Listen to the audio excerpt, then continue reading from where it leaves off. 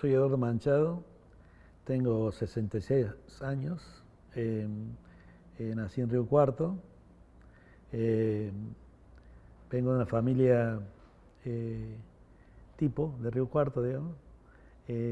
Papá era empleado de obra sanitaria de la Nación y a su vez era tenedor de libros. Tenedor de libros. Y mamá, ama de casa, italiana, venía de muy chica. eh, eh, Hija de, de hortelanos. Y eh, tenían estudios primarios los dos.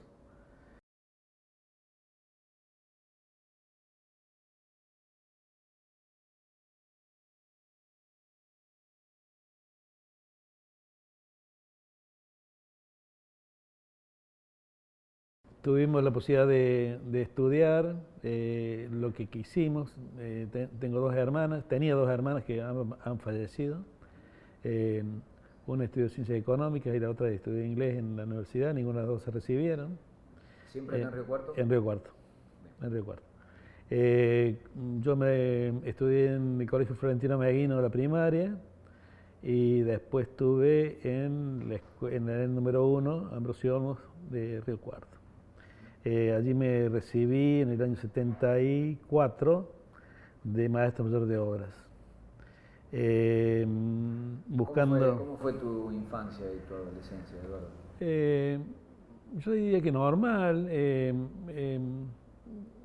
Digamos, jugué mucho en la calle, eh, en la calle de entonces, ¿no? Que era jugar al policía del ladrón, a los autitos, a las chapitas, a la pelota algunas veces no me gustaba mucho. ¿En qué barrio? Yo nací en María Holguín y San Juan. Sí, eso es un territorio de Atenas y de estudiantes. Ahí estaba la banda, se encontraba en la esquina de los Vagos, que era donde, Claro. bueno, llena de personajes. Eh, Fui al club de estudiantes cuando, no sé, tenía 9 o 10 años, a aprender a nadar. Eh, y bueno, hice ahí durante mucho tiempo, fui a la pileta. Allí me puse de novio con mi mujer. Ahí arrancó. Ahí arrancó. Eh, este, eh, Jugábamos waterpolo. La verdad que una infancia, digamos, normal, normal. En la escuela pude hacer gimnasia con el profesor Santos Pérez, un ícono en Río Cuarto, ¿no? Hacíamos gimnasia de aparatos, que era una cosa media, era novedosa en Río Cuarto. Estaban promocionando la carrera de profesor de educación física en la universidad, así que salíamos a los pueblos a hacer demostraciones y llegamos a hacer, bueno, anillas paralelas. La verdad que es una experiencia muy grata. Contame, Eduardo, a ver, ¿qué contexto había a nivel nacional, internacional, cuando vos decís que te recibiste de maestro mayor de obra y tenías qué edad? Tenías 18. 18. ¿Qué pasaba en el país en ese momento? ¿Qué recordás de eso? Mira, hay un hito cuando tenía 16, 17 años, fue en el año 73, 72, 73. Tomamos el colegio. La primera toma creo que ha sido de Río Cuarto, de un colegio secundario. Tomamos el colegio durante, creo que fueron 3 días. Eh, eh,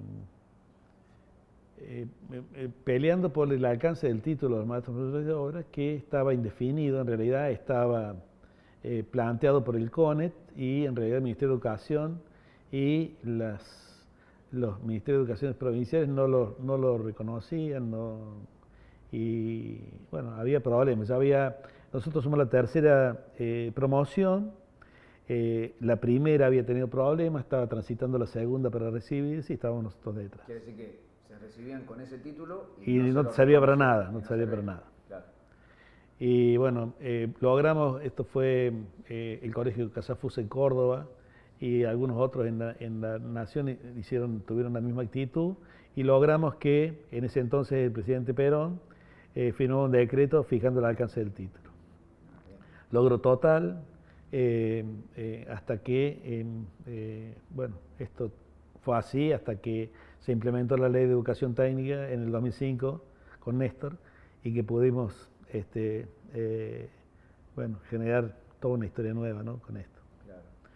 ¿Había un centro de estudiantes no, en la escuela? No había centro de estudiantes y fueron, lo que pasa es que éramos re poquitos, en realidad mi promoción son 14 y creo que la anterior eran 12, 15 y la primera fueron 8, 9, el número no lo tengo muy claro, pero en realidad, bueno, impulsamos desde allí con el apoyo del resto había 2 carreras, 3 carreras, había en realidad, había una electromecánica y otra de aviación, mecánica de aviación, y bueno, tuvimos la adhesión de todos, o todos adherimos, nos acompañamos. Aparte, bueno, era una novedad, en realidad tampoco la implementación de la toma, mucho no se conocía, no había metodología, pero de todos modos salió bien. ¿Por qué decidieron eso? Porque, bueno, en apoyo en realidad, a ver, esto fue como una cosa de simpatía con la toma que se produjo a nivel en Buenos Aires, en Córdoba, y nosotros cuando nos enteramos, ahí la hicimos, adherimos. ¿Y los docentes qué onda con esa? Y todo el mundo asombrado, incluso el director está asombrado de que, bueno, porque atendíamos el teléfono y decíamos, hola, buen día, Escuela Industrial Tomada, ¿viste? O sea que era una cosa muy qué sé yo, rara, graciosa, te puedo decir. Era como una metodología en el país. De las tomas no, vos sabés que no, fue una por lo menos la práctica en Córdoba creo que no había sido. Todavía no había práctica así habitual, por lo menos. Secundario, quizás sí. Sí, de universidades puede ser, sí, 69, 70 claro. Puede ser. En el secundario no. Por lo menos en Río Cuarto no. Y en Córdoba creo que tampoco. Y Eduardo, esta acción con 17 años, ¿qué dijeron en la familia? ¿Qué dijeron tus padres? Nada, en realidad es muy vago el recuerdo que tengo, pero creo que no, que nos apoyaron y bueno, tengan cuidado, no sé, viste, pero más allá de eso no pasó, pasamos toda una noche o 2 noches en la escuela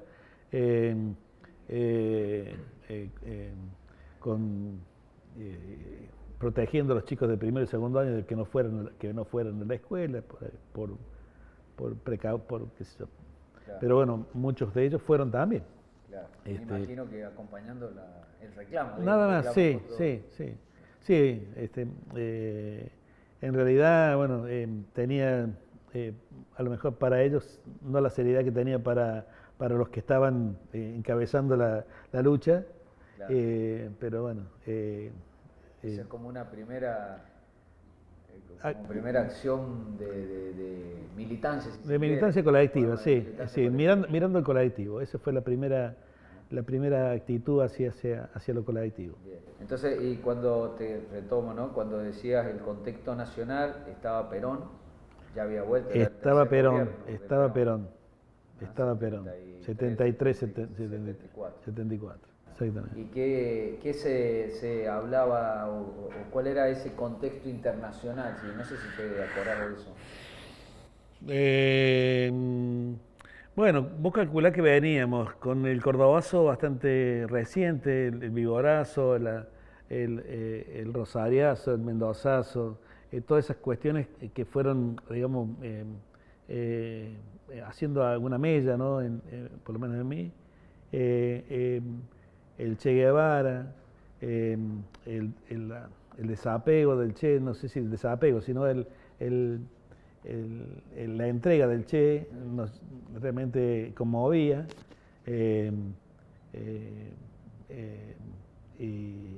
Son como esas primeras diría como eso, la primera experiencia o lo primero que te acerca a una militancia política o a una intencionalidad política? Sí, bueno, a ver, ¿O en tu familia no, no, había...? no, a eso iba a ir. En mi casa, mi papá, profundo antiperonista. Eh, eh,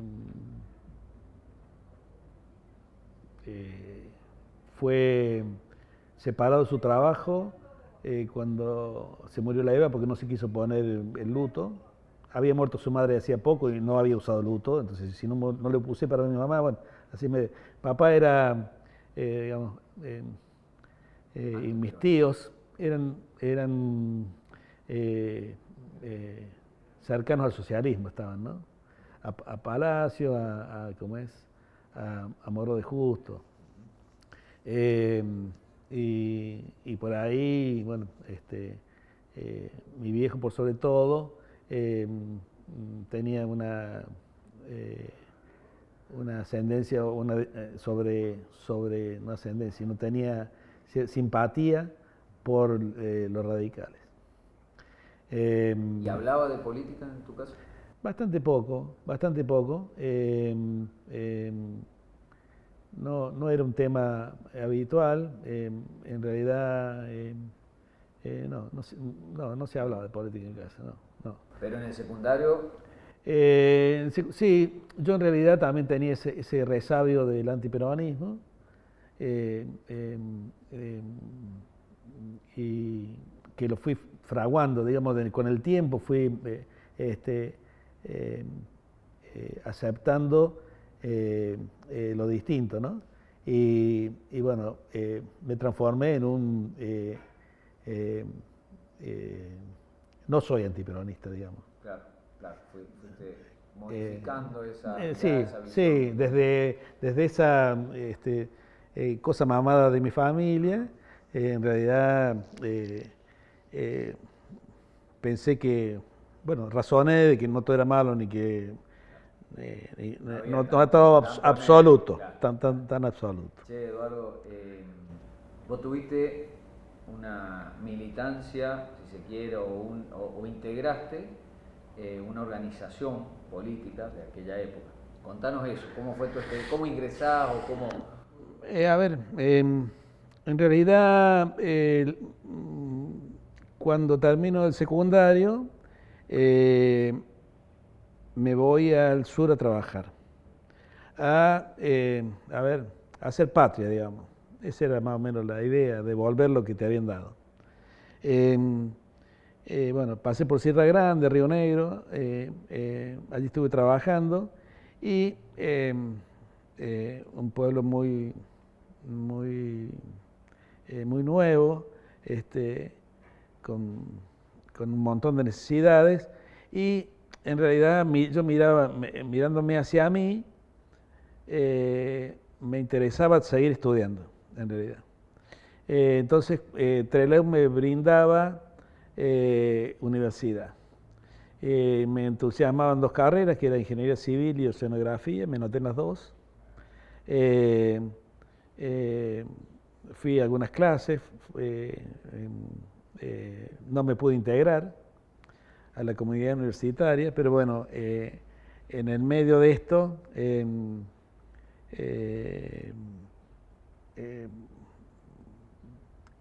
estuve trabajando en una municipalidad de Rawson, allí... ¿Con tu título secundario? Sí, sí, sí. Sí. Que había logrado que el presidente Perón por decreto le diera validez sí. Y ya podés trabajar. Exactamente. Resulta que allí estuve en la municipalidad, generé una sección de catastro que no había, estaba empezándose a lotear lo que era Playa Unión, que hoy es Playa Unión, que es una localidad que está desde Rawson en el mar, digamos, en la costa de Rawson. Allí, bueno, estuve trabajando y con algunos amigos nos tocó el Rodrigazo. El rodigazo, bueno, me pegó muy fuerte en el bolsillo y bueno, lo que hicimos fue aunar esfuerzos, nos fuimos a vivir a una casa eh, de, de una amiga y allí compartíamos los gastos y el transporte, trabajábamos todo en Rawson, así que compartíamos el transporte en Rawson, que nos salía más barato ir en un auto que ir en colectivo. Eh, bueno, allí en Rawson, ¿qué hacíamos? Juntamos dinero. En Rawson y Trelew hay gente muy solidaria con el tema de los expresos, de los presos, de los detenidos, de los familiares detenidos. Ellos habían vivido la experiencia del 72 cuando fue la masacre de Trelew. Y bueno, ¿y qué hacíamos con ese dinero? En realidad, uno de los que cohabitábamos tenía un hermano que tenía un hotel y él a la noche trabajaba ahí en ese hotel. Entonces, a la gente que sabíamos que eran familiares de presos que estaban en visita en Rawson, le pasábamos el dinero que recaudáramos y ellos lo depositaban en lo que ellos quisieran. Nadie le ponía condiciones para los en realidad para los presos. En realidad era indirectamente claro, para los presos. claro, así fue. Y esta acción que tenías vos con tus compañeros de trabajo no era en el marco de una organización política. No, en realidad, a ver,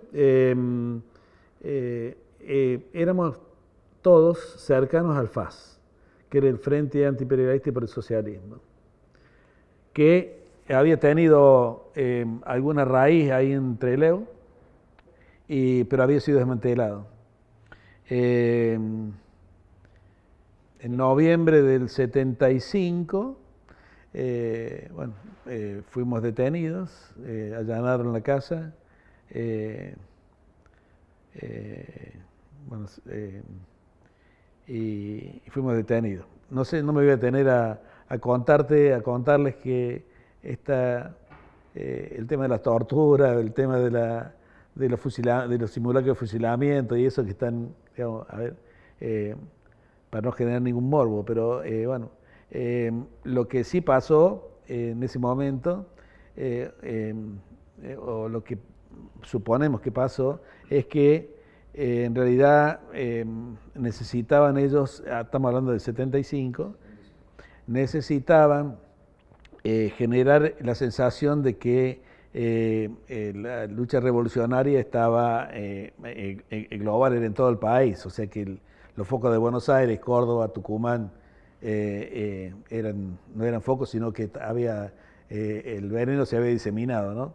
Entonces les venía re bien detenernos para generar esta cuestión. En noviembre del 75 estaba en la presidencia Estela Martínez de Perón. O sea, ya estaba Perón y estaba la ley 2840 con absoluta vigencia. Que era la ley que le permitía por una cuestión de seguridad nacional, al Poder Ejecutivo detenerte sin causa, sin... ¿Y ustedes como miembro del Frente Antiimperialista para el Socialismo? En realidad ni siquiera era eso, no era eso tampoco, pero... Era un frente, no, era, en realidad por ahí nos reímos y decíamos que era el MAFAS, que era el Movimiento de Apoyo al FAS, en forma graciosa, ¿no? ¿Cuántas personas caen detenidas? En la causa nuestra, en realidad, a ver, los que habitábamos en las casas éramos 4 y 3 quedamos detenidos. Pero la causa tiene como 12 o 15 con sus derivaciones, porque viste cómo es esto, van tejiendo como una red, ¿no? Con las detenciones. ¿Te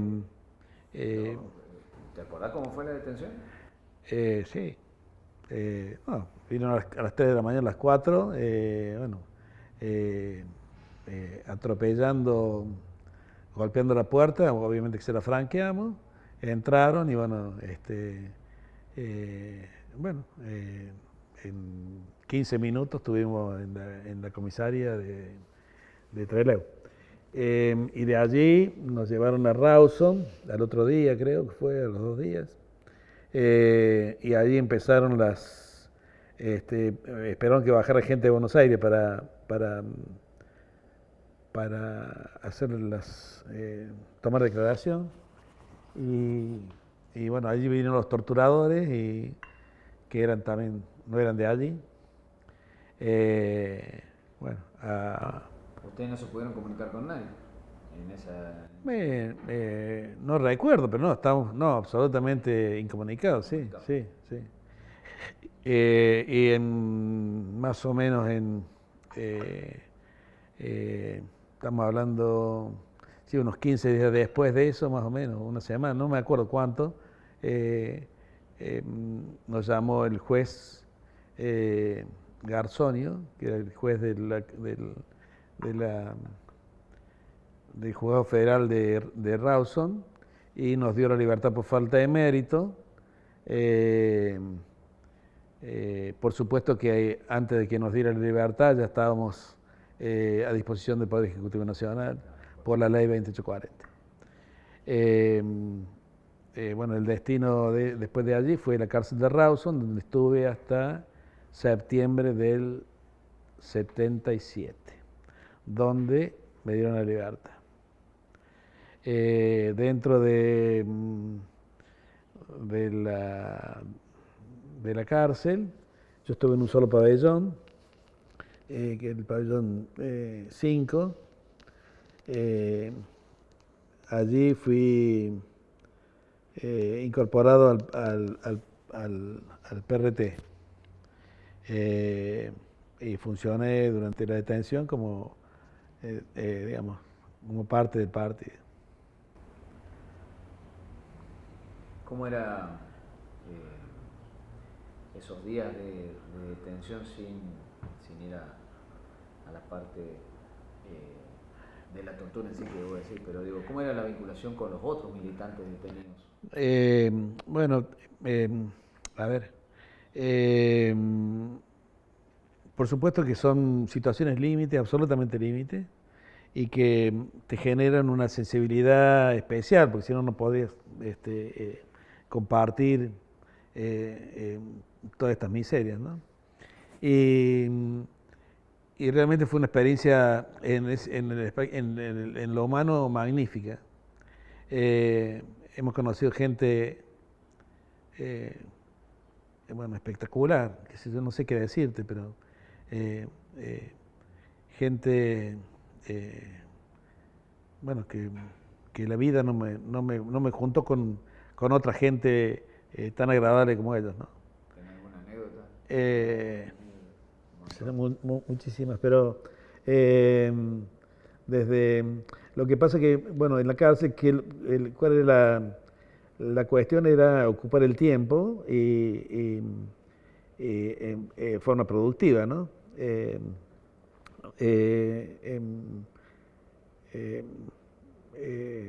Y cultivar el respeto por los demás.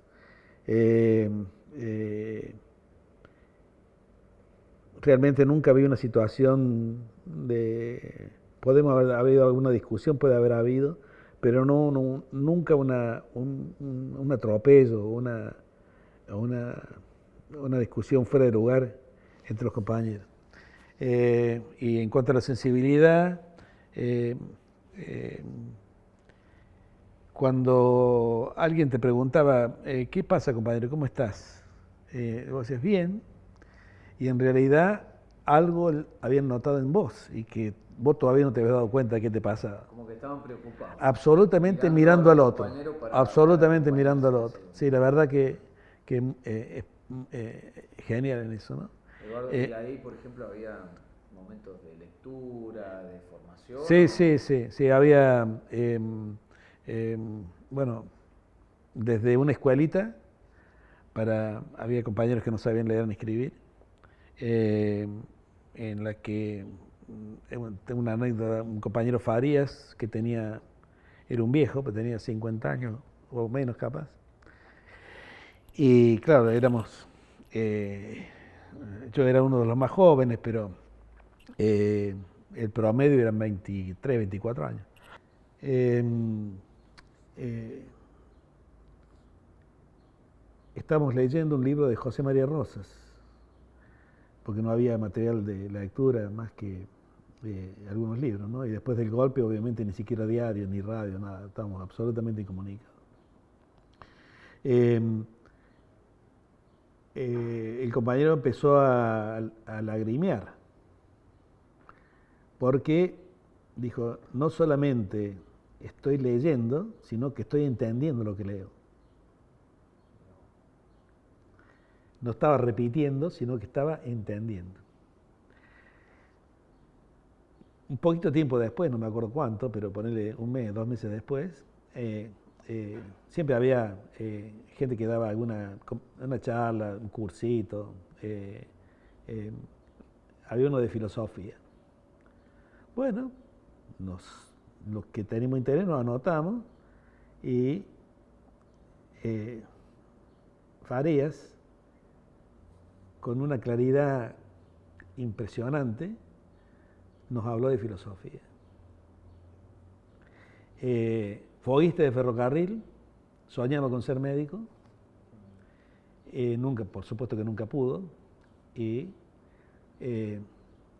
la condición social, la cuna, lo condenó a ser foguista de ferrocarril.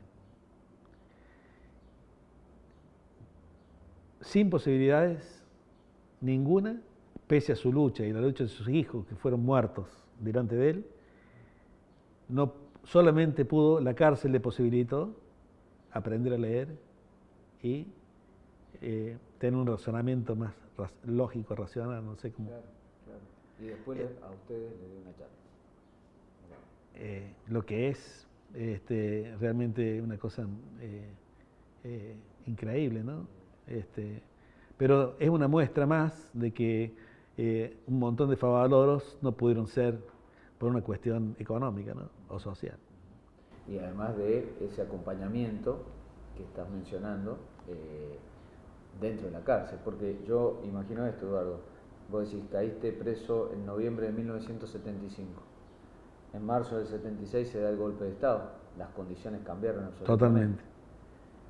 Totalmente. Y sin embargo pudieron acompañarse de esa forma. Totalmente, totalmente. El golpe nos generó una cuestión incluso monolítica, ¿no? Nos fortalecimos para poder soportar. ¿Cómo se enteraron? Bueno, ya se rumoreaba. Bueno, y ese día no abrieron las puertas de las celdas. Se apagó la radio, no entró más el diario, no había más insumos, no había cigarrillos, no había nada. Y bueno, seguramente, no recuerdo, pero algún celador o algo, bueno, nos habré contado. Hasta que fue la primera visita y después, bueno, ya se preveía que algo iba a haber. Se preveía. Estamos hablando de que estabas detenido en la cárcel de Trelew. No, de Rawson. De Rawson. Rawson, en Trelew no hay cárcel. En Trelew fue la masacre. En el aeropuerto. En el aeropuerto. Bien. En la cárcel de Rawson. Sí. Y entonces ahí tenés tu vinculación con compañeros del PRT. Sí, en realidad, a ver, en el pabellón había gente independiente, estaba la gente de Sierra Grande que también tenía una huelga, había gente estaba el senador Erro de Uruguay, que era un exilado político, fue después del golpe, un chileno Letelier, que, bueno, ellos dos pudieron salir. Letelier fue a Inglaterra de profesor de la universidad, de ahí, o sea, sí. No, gente realmente con un nivel de pensamiento y de formación fantástica, fantástica.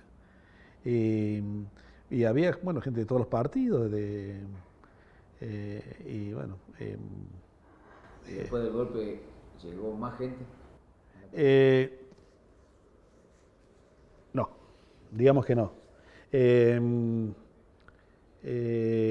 fue cambiando, digamos, a ver, la población no creo que no, me parece que no aumentó porque fuimos, ese pabellón lo inauguramos nosotros y quedó, yo cuando salí todavía era el último pabellón, quedaban 3 más para llenar, pero lo que sí sé que después pasó, que ahora cuando fui a Rawson pude ver,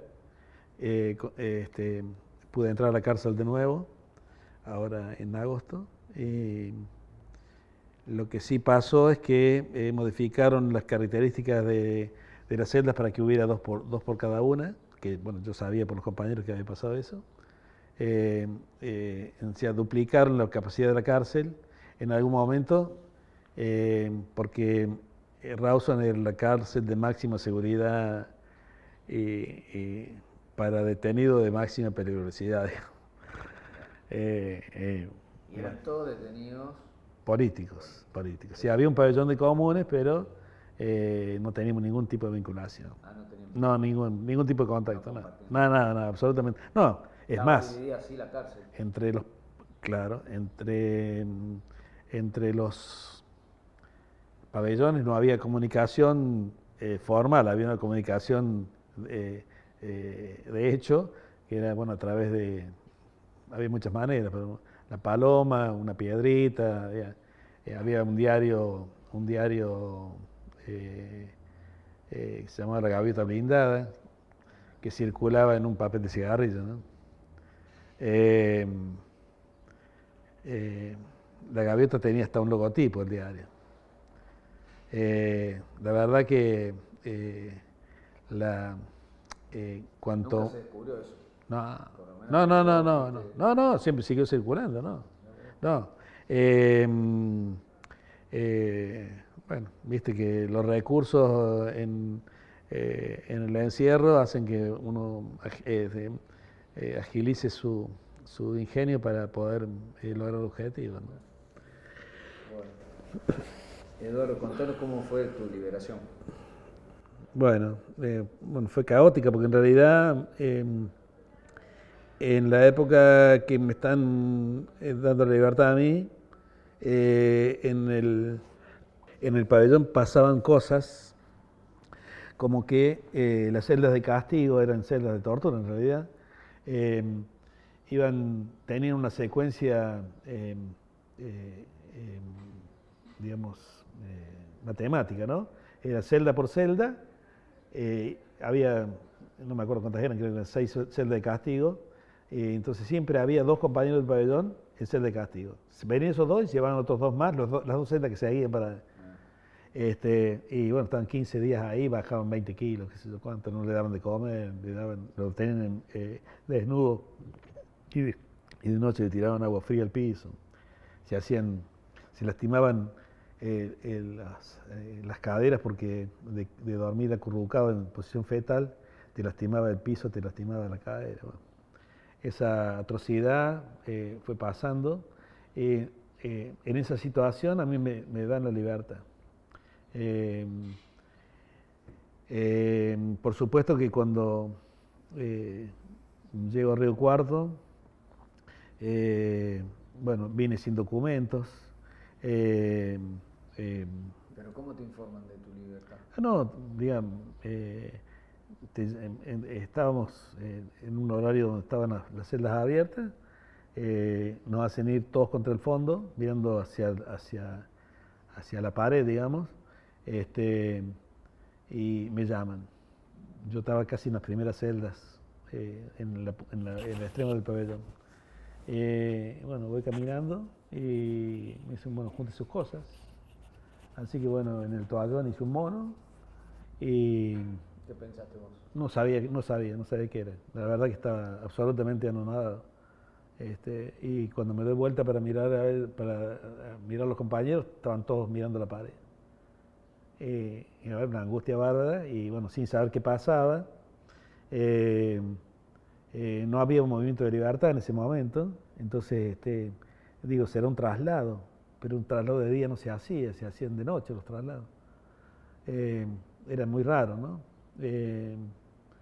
Y bueno, llegué ahí donde no recuerdo mucho, porque parece que tengo una película en cámara ligera. Me hacen sacar. Sí, la verdad que sí, la verdad que sí. Este, eh, pero bueno, me encontré desolado, porque en realidad, a ver, ese amparo que teníamos allí, esa contención, digamos, se fuma en un minuto. Absolutamente. Entrego la ropa que tenía puesta, me dan la ropa con la que había, con la que me habían detenido, no me dan el documento. Y bueno, y salgo a la calle y salgo con otra persona que no sé quién es, que hasta ahora estoy tratando de saber quién es porque la verdad que nunca agradecí ni nada. Resulta, a él sí lo esperaba la familia, fuimos caminando hasta la iglesia que está a 2 cuadras, 3 de ahí. Ahí nos encontramos con sus padres, que tampoco me acuerdo mucho. Lo que sé que me llevaron hasta el hotel donde estaban ellos en Trelew. Y bueno, lo que tiene es llamar a un familiar acá de Río Cuarto, que era hermano de mi papá, que vivíamos cerca. Y bueno, él le avisó a papá, ya sabían porque habían leído en el diario que estaba en la libertad. Y daban como, sacaban, creo que, no sé, un día a la semana, no sé cuál era, sacaban una lista. Ya había estado, la Cruz Roja Internacional había estado en Buenos Aires, había sido, yo tuve ¿cómo es? La visita en la celda de Pío Lagui. Bueno, me dio la mano y... Nuncio. Bueno, vamos por donde dejaste. Bueno, no me acuerdo dónde estaba. No, que estabas contando de tu liberación, yo te iba a preguntar, tus familiares sabían entonces. Claro, ellos habían leído en el diario, digamos, sabían de que me daban la libertad, no sabían nada, pero bueno, cuando yo llamo por teléfono, mi tío sabía y, bueno, le avisé a mi papá o a mi familia, qué sé yo, y bueno, bueno, entonces le pedí a ver que si me mandaba plata para poder volver en colectivo, que no tenía plata, así que bueno, pero el hermano de este compañero mío que tenía el hotel me dio el dinero, me volví en colectivo y después papá el giro, no me acuerdo cómo fue. Bueno. ¿Qué edad tenías ahí, Eduardo? 20... ¿25? No, 20. 20. 20 años. Y llegaste a Río Cuarto. 21, sí. 20, 21. 77, sí, 21. Llego a Río Cuarto y bueno, sin saber qué hacer, porque en realidad era, digamos, cualquier cosa posible, pero lo que no era previsible era volver a estar libre, ¿no? ¿Lo hablaron en tu familia? Sí, de todos modos, yo no sabía que, bueno, obviamente que yo iba a hacer lo que a mí me pareciese, pero bueno, me iba a tomar un año sabático, no sabía qué hacer. Digo, me iría al Alto Corral a pensar, no sé, qué sé yo, no sabía qué hacer, realmente, ¿no? Además, cuando salí, bueno, que era como pasar por los afectos, ¿no? O por la gente conocida. Y bueno, todos preguntaban y cuando yo le decía que había estado detenido, y bueno, veía que pegaban un respingo. La verdad que se horrorizaban, ¿no? Y entonces me empecé a dar cuenta que la gente después se cruzaba de vereda, ¿no? Era como un leproso. O por lo menos tenía una sensación así media fea, ¿no?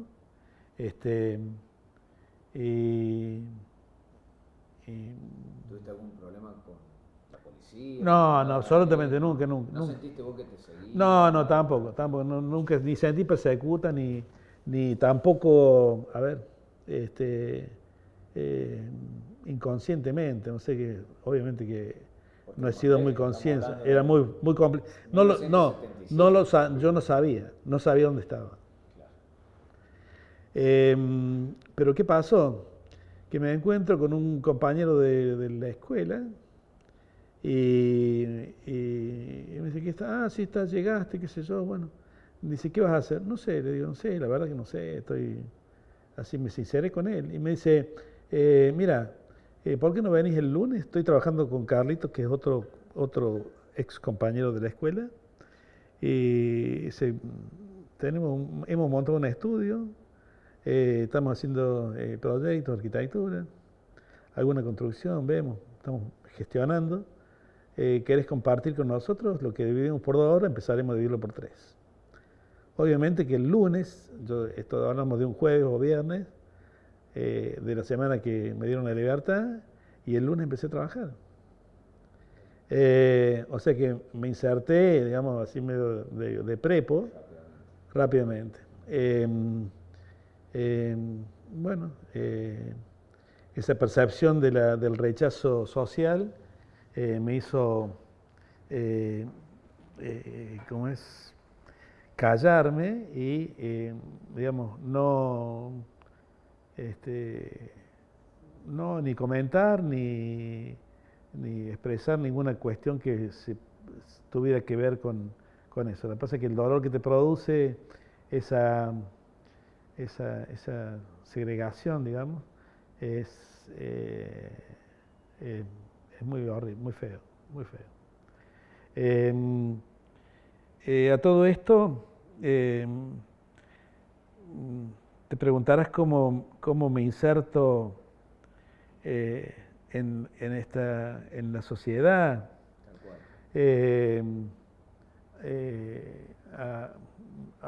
Obviamente que la cárcel a mí me transforma, no te digo que soy otro hombre, pero bueno, modifica por lo menos un montón de cuestiones en lo social, en lo colectivo. Y si bien yo tengo hay un génesis que es anterior a la cárcel, pero la cárcel es muy fuerte, ¿no? Es muy fuerte lo que te pasa allí. Y bueno, lo pude canalizar a través primero había una asociación de constructores, de técnicos constructores de Río Cuarto, que peleaban por la incumbencia, en realidad era medio como una cuestión medio sindical, ¿no? Bueno, me incorporé allí porque era parte de lo que había abrazado como profesión.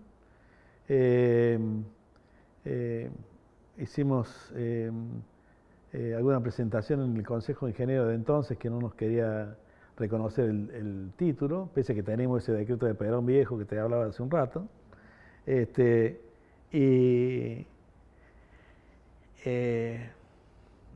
Bueno, esto terminó hace 30 años con la formación, con la disolución del Consejo de Ingenieros y la formación de los colegios profesionales. Entre ellos está el Colegio de Maestros Mayores de Obra y Técnicos de la provincia, del que vengo siendo funcionario desde su creación, pasando por todos los cargos habidos por haber, trabajando siempre desde el lugar que me tocó, y pudiendo llegué a ser presidente del colegio provincial durante 6 años, un periodo y medio, y vicepresidente fui 2 veces, presidente de la regional fui 2 veces también, secretario, tesorero, vocal. Quiere decir que te incorporaste a lo laboral rápidamente e inmediatamente también con este grupo para el reconocimiento nuevamente. Está bien, entonces toda esta militancia, en digamos, el marco de la dictadura estamos hablando. No, ya el colegio ya estaba, sí, con la asociación sí, y con el colegio no, ya estábamos en democracia, el año 88 creo que fue. Tenemos 34 años. La asociación Sí, desde el año 78. Claro.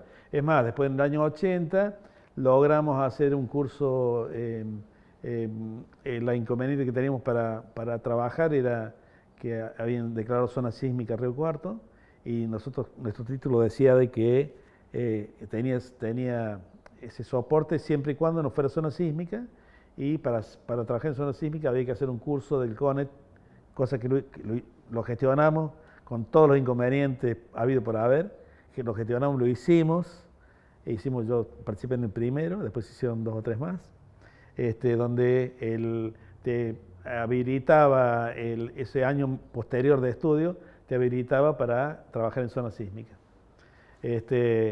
O sea que es una historia de lucha permanente, ¿no? Claro. Permanente. Eduardo, y contame en términos familiares, vos saliste en el 75, perdón, en el 77 y cómo reconstituiste tu familia. Bueno, a partir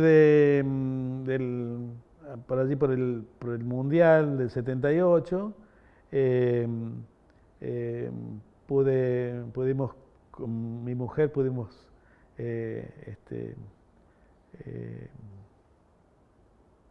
no sé qué te voy a decir. No la nombraste a tu mujer hasta ahora. Bueno, no sé si querés sí, bueno, mi compañera de la vida, Susana, también en esto padeció. Tenía 16 años cuando alguien golpeó la puerta de su casa y le dijo que yo estaba detenido, que se cuidara, que no sé cómo fue, aquí. Y bueno, eso obviamente que bueno, generó toda una sensación de pánico, de miedo, de desamparo, digamos, por decirlo de algún modo. Con Susana, ella estudió en La Plata, es licenciada en Servicio Social, asistente social y salud pública.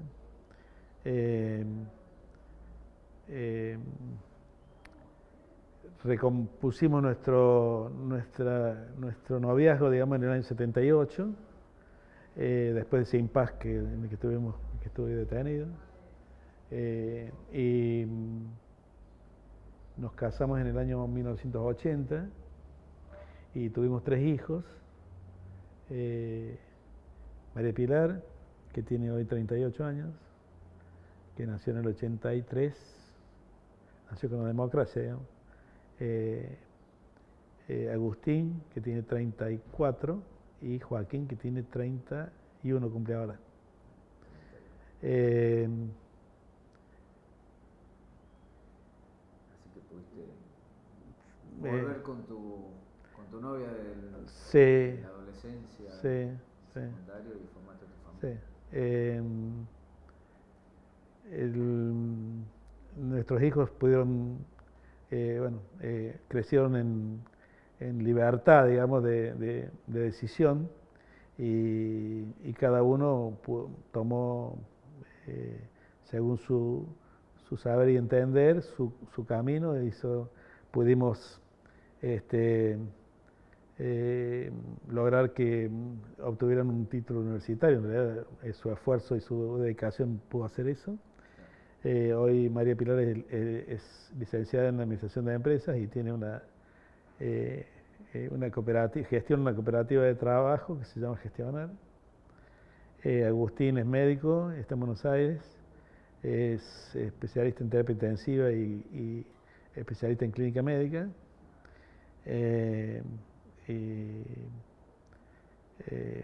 Y Joaquín está en Córdoba trabajando fuertemente en previsión de adicciones y tratamiento de adicciones, y está terminando su carrera de psicología. Bien.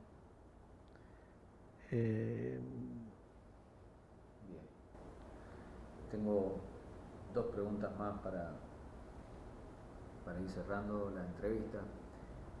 ¿Qué rescatás del periodo de los 60 y 70? ¿Qué te parece que se puede rescatar de la sociedad de esa época ahora?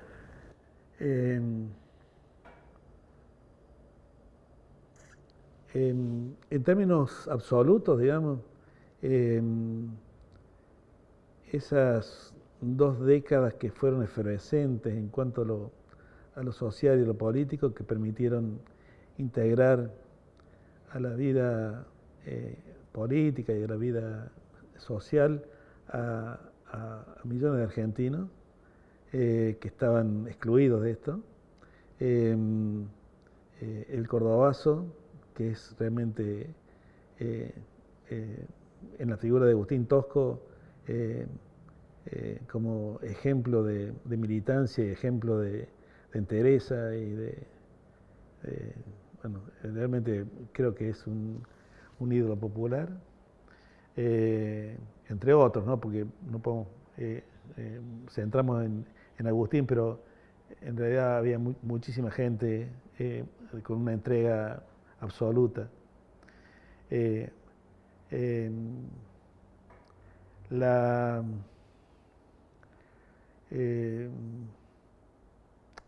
entender de que lo colectivo era lo fundamental y que por ahí pasaba el bienestar o pasaban los derechos en realidad de todas las personas, llegó a un punto casi altísimo, ¿no? Y obviamente que el poder también entendió esto y a través digamos, del imperio pudo apagar este fuego, ¿no? Descabezando las organizaciones que perseguían esto. Estábamos absolutamente cerca de lograr en lo popular una unión concreta y en un solo sentido de las organizaciones revolucionarias y populares. Supieron destruir esto.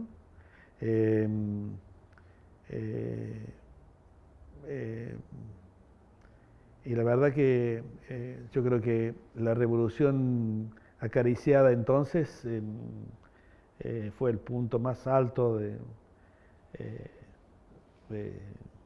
la acariciamos nada más. Es casi, digamos, utópico, aunque uno no pierde la esperanza de que una mejor organización social, hablemos, no sé, socialismo o lo que pudiera o como pueda llamarse,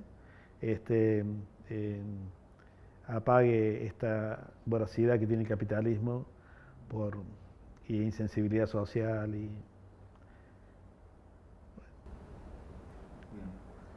Y por último, Eduardo, quería invitarte a hacer una reflexión sobre este proyecto, ¿sí?, del Archivo Oral de la Memoria y cómo es tu participación en la Casa de la Memoria. El Archivo Oral me parece un proyecto, la verdad que muy interesante. Yo estuve tratando de militar, hubo un encuentro entre el EU ahora para los 50 años de la masacre y que por suerte bueno, nos acompañaron en esta recordación o recordatorio, nos acompañaron gente de la universidad, gente de la radio, y bueno, levantaron testimonio de gente que bueno, que se está apagando, ¿no? Testigos concretos de aquella masacre y testigos de aquella época, ¿no? Y vieron en primera persona esta cuestión que yo hablaba hace un rato de esa mirada amigable y hermana de los compañeros expresos. Los abrazos, lo habrá visto todo el mundo, que uno se da con un compañero que ha estado detenido, es una cosa que no tiene ninguna explicación. Es una amorosidad que no se entiende. Aparte, vos te das cuenta cuando desde afuera, ¿no? Y vos decís, hay dos tipos que se están saludando y no entendés, o sí entendés, no sé, pero es admirable de la manera que se, que se apachuchan, ¿no? Que se abrazan. Es increíble, increíble, increíble. Quizá con Eso es personas que hace mucho tiempo. muchísimo tiempo que no se ven. Me tocó en una oportunidad eh, un encuentro entre Hugo Soriani y y el Puma Vázquez en Achiras, en la oportunidad que vino León Gieco.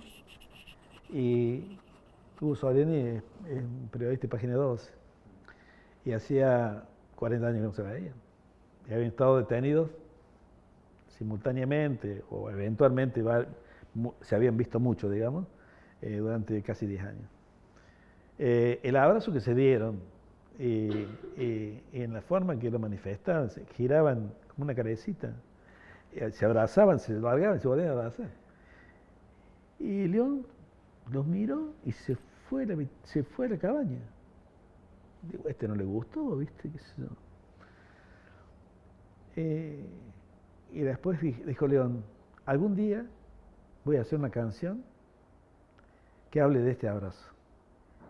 Me emocionó hasta los huesos. En realidad se fue a llorar, ¿cómo es? A meditar a su habitación por lo que había visto. Y realmente eso es, digamos, no es cotidiano, pero en realidad es una cosa que se da en los compañeros. Ese afecto, esa empatía bueno, más allá de todas las diferencias que podemos tener en todos los aspectos. Pero eso prima, la hermandad prima. La Casa de la Memoria significa, bueno, un poco eh, eh, eh, recordar a diario de eh,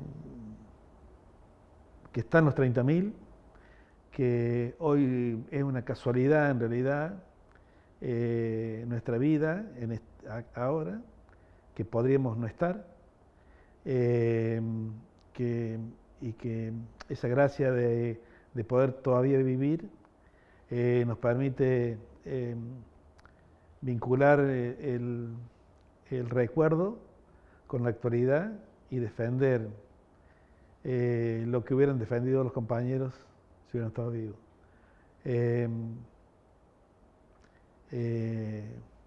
La verdad que es en cierta manera una, eh, una oportunidad hermosa de festejarlos, de festejar la vida. Muchísimas gracias.